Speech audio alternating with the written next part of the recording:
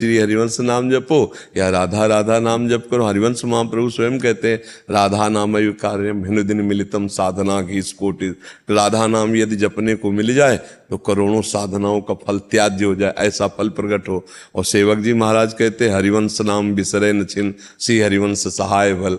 तो सब वही नाम है, सब वही रूप है, पर अब हमारा प्राण धन जीवन धन राधा राधा राधा राधा। दाता राधा नाम, हरिवंश चंद्र जी कौन है?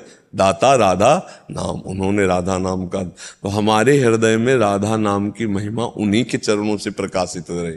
वो स्वयं हरिवंश महाप्रभु कहते क्वाहम तुच्छा परम अधमा प्राणो गर्ह कर्मा यत्तन नाम स्फुरति महिमा हरेश वृंदावन से। ये जो राधा नाम मेरे हृदय में स्फुरित हुआ है वृंदावन की कृपा है। हमको जो कुछ मिला हरिवंश नाम से मिला।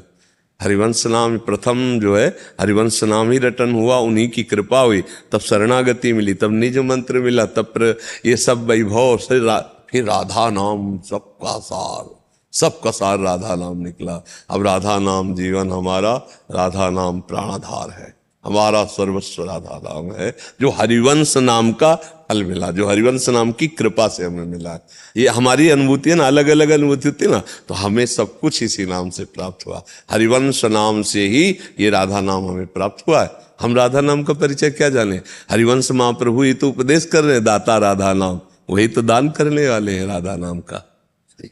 जसप्रीत कौर जी पंजाब कपूरथला से। श्री हरिवंश महाराज जी, आपके चरणों में कोटि कोटि प्रणाम। महाराज जी, श्री धाम वृंदावन में यदि जाने अनजाने हमारे द्वारा जीव हत्या हो जाती है, छोटे छोटे जीव जंतु जैसे मच्छर आदि हमारे कारण मर जाते हैं, तो इसके लिए हमें क्या करना चाहिए? कि कौन प्रश्न कर रहे हैं? हाँ, इसके लिए प्रार्थना है। जाने और अनजाने में अंतर है। जाने में होने न पावे, जानने में होने न पावे, धाम के जीव हैं।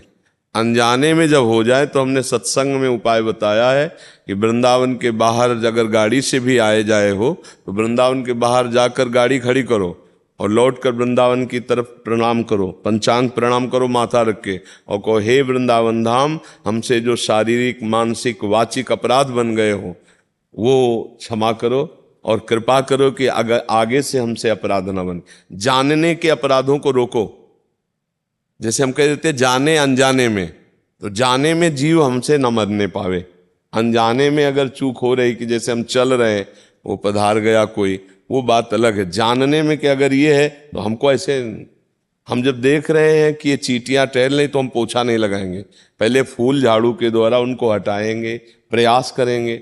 अब अनजाने में कोई लपिट करके मर जाए बात अलग है, जानने में दिखाई दे रही तो हम ऐसे नहीं करेंगे, हम पहले फूल झाड़ू लगाएंगे, हम पहले कपड़े से हटाएंगे उनको। चींटियों के वृंदावन के जीव हैं, तो जानने में तो मरने न पावे, और अनजाने में जब मरे, अगर आप बाहर से आए हो तो आप वृंदावन से, अगर आप वृंदावन में रहते हो तो रोज शाम के शयन के समय रोज वृंदावन धाम को प्रणाम करके अपराध क्षमापन रोज प्रार्थना करो कि हे वृंदावन धाम, हे वृंदावन के व्यक्त अव्यक्त महापुरुषों, हमसे जो अपराध बना हो तो क्षमा कर दो और हमको ऐसा ज्ञान दो कि हमसे आगे से अपराध न बने। रोज ऐसा प्रणाम करके कहना चाहिए जी। महाराज जी, इसमें फिर एक प्रश्न आएगा। महाराज जी, आपने बोला कि जाने में तो करने नहीं है जी, चाहे धाम हो या बाहर हो, अनजाने में अगर बाहर भी कुछ होता है महाराज जी, उसमें भी यही, हाँ, भगवान से प्रार्थना करना चाहिए, प्रार्थना कि अनजाने में महाराज जी मच्छर भी मर जाता है, मक्खी भी। अनजाने में तो कई अपराध हो ही जाते हैं, पर जानने में ना होने चाहिए। अनजाने में तो हो जाते हैं कि अब जैसे पीठ में खुजलाहट लग रही, अब कोई कीड़ा बैठा हुआ है कि अब हमें तो पता नहीं, ऐसे किया वो पच्चे से मर गया, तो अब वो पता नहीं था कि वो कीड़ा है, पर वो हत्या तो हो ही गई ना। तो ऐसे अनजाने में हम चल रहे हैं, अब अचानक दृष्टि उधर थी और कोई जीव है दब गया, मर, कई तरह से ऐसे पाप होते। तो अनजाने के पापों के लिए क्षमा याचना करने से नष्ट हो, पर जान के अगर हम किया तो फिर उसका प्रायश्चित होता है, तो उसके लिए विधान होते हैं। अब जैसे वर्षा का समय था, हम दर्शन करके आ रहे थे, उस समय कच्चा परिक्रमा मार्ग था, ये जो रोड बना वो कच्चा था। अब अंधेरे में कुछ दिखाई नहीं दे रहा था, लेकिन एक पच्च से आवाज आई तो लगा कोई जीव मरा, तो बहुत बैठ के देखा तो एक मेढक मरा था। हे भगवान! अब इसीलिए फिर टार्च रखने लगे थे, वो बहुत आके फिर गोपाल शास्त्र नाम का पाठ किया और वो शास्त्र नाम का पाठ उस मेढक को दिया कि भाई अनजाने में ऐसे आप, पर आपका तो परम कल्याण होगा, ब्रजरज मिली तो हमसे अपराध बना अनजाने में ही सही, तो गोपाल शास्त्र नाम का पाठ करके वो नाम का ऐसे। तो अगर जाने अनजाने में कोई ऐसे अपराध बनते हैं तो उनका प्रायश्चित कर लेना चाहिए।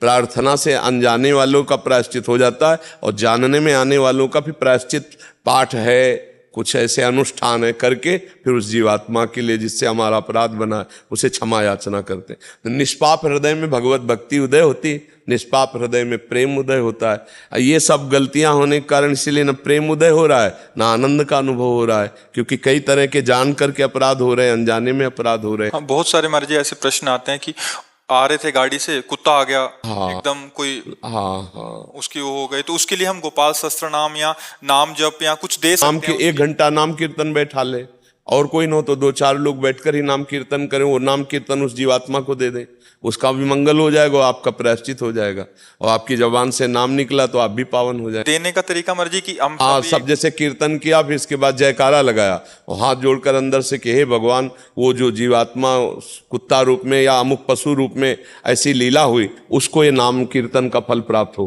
तो भगवान उसको उन्नति होगी, उसका मंगल हो जाएगा, अपना प्रायश्चित हो